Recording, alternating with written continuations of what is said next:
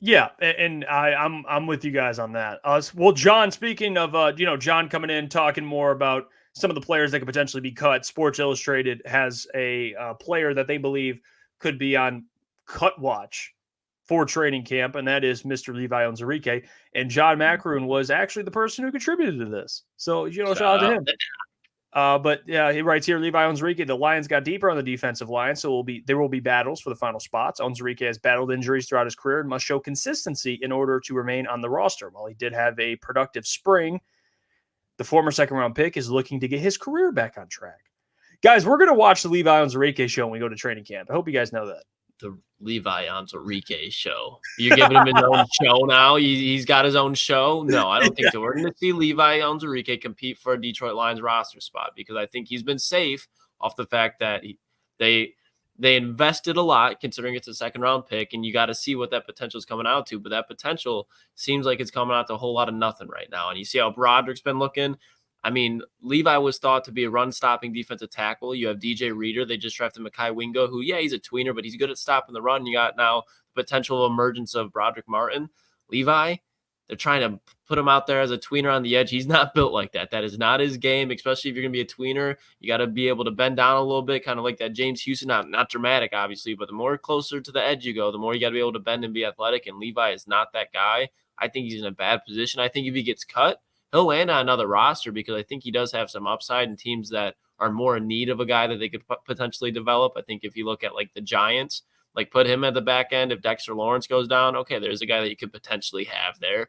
But Levi Onwuzurike is not a starter in the NFL right now, and I'm banking more on the chance that he does get cut more likely than stays on the team. I do like the fact that the conversations at minicamp where he came out and he looked completely different. And that was because a lot of those conversations were for the first couple of years of his career. Obviously, he gets drafted coming off an injury. And he gets drafted with the injury and Brad, and obviously, and then the next year, he's still battling this, what was it, a back injury. And he's constantly battling this back injury for 2 or 3 years. Now you hear Dan Campbell come out and say, hey, this is the first time in his career he has not had any sort of injury. He hasn't, he feels 100%. He's never had that in his career. And to the point, Klotz, as good as Brad's been at drafting players with talent, the one thing we talked about, the biggest thing holding Levi back, and that's really hurt him, is him always just being injured and battling these injuries.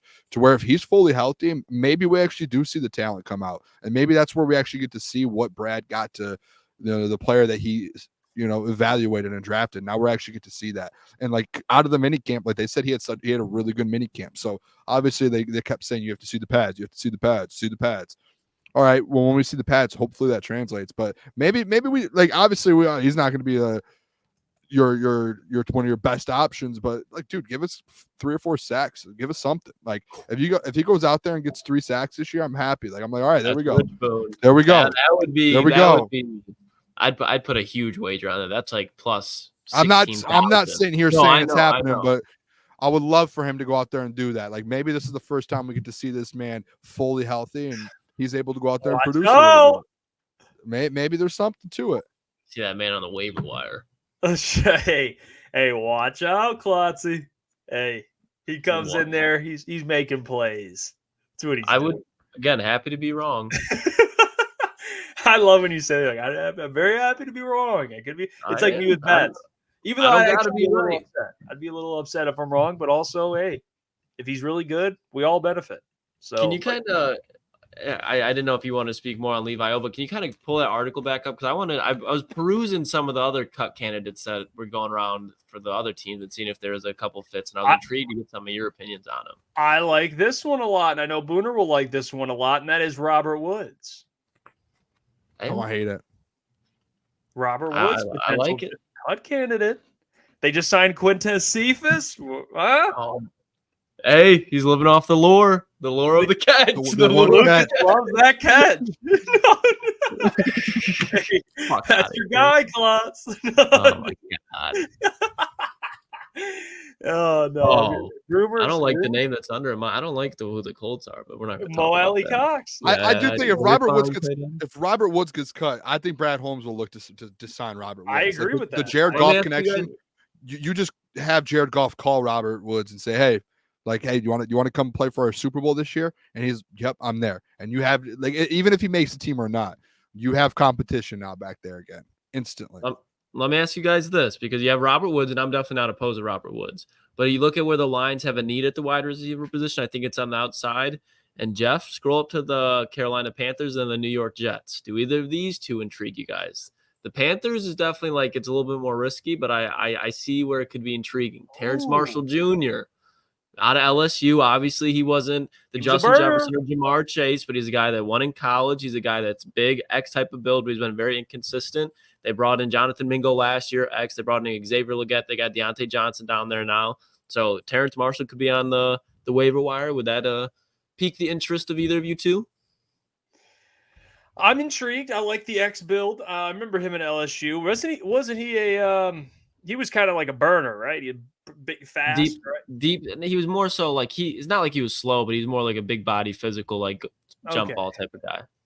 Well, then I think there's definitely a spot for him. I mean, I wouldn't be opposed to it. Like Booner said, if you want to bring in competition, I'm all ears. You know, I don't hate that. I don't hate that idea. Yeah, I don't think. Even if a guy's like I know Easy said Robert Woods is cooked. Like, yeah, he hasn't had the best couple of years, but again, it's like someone that Jared Goff's familiar with.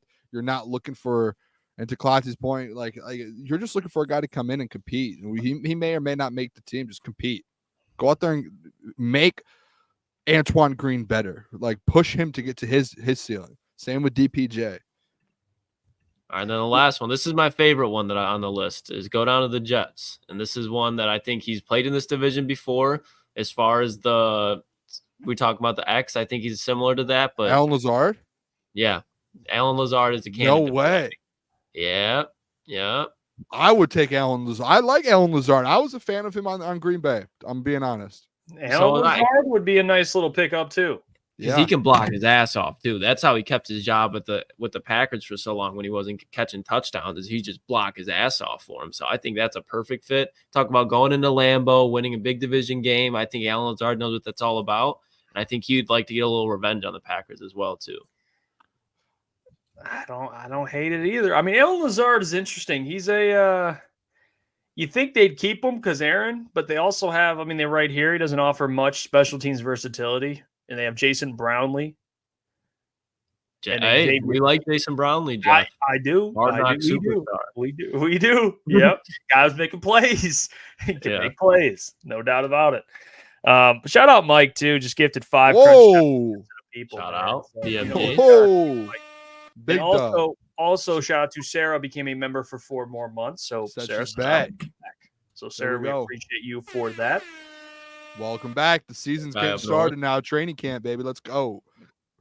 That guy up north says Lazard and DPJ will be competing hard for a roster spot. I agree. That's a coin flip. Yeah, I don't know if those two would be really competing. I think they both would, honestly. Like, I would keep both for depth. Yeah, I mean, that's facts too, Boone.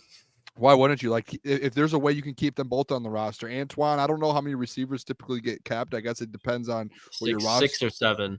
Yeah, I guess it depends on your roster. But if you can keep 7 wide receivers and you can keep Antoine Green, DPJ, and you bring in Allen Lazard, like that's a great wide receiver room. And I'll tell you what, guys go down for a game or two, Ben Johnson will find a way to get guys involved, and he will especially find a way to get a guy like Allen Lazard involved. It's a thing that I was talking about yesterday with Amon-Ra St. Brown, like with JMO, and like how JMO's going to benefit a ton for being on a roster with Amon-Ra St. Brown, Sam Laporta, and Jahmyr Gibbs, to where the defense is going to be all over them. Guess what? You have one of the fastest guys in the league now you have to worry about. Same with Allen Lazard. Like, he's going to be one of those guys lined up out wide, and it's, hey, like the Josh Reynolds type of deal there. Like, that's exactly what it's going to be. And he's going to benefit a ton from the weapons that are around him.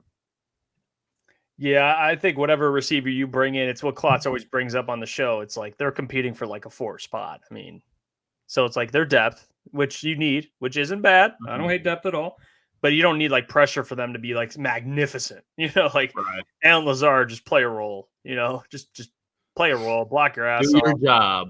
Do your job at a high level, even if it's Robert Woods. I mean, can you catch 20 passes on the year? I mean, can you do that? Yeah. Okay. Welcome to the team.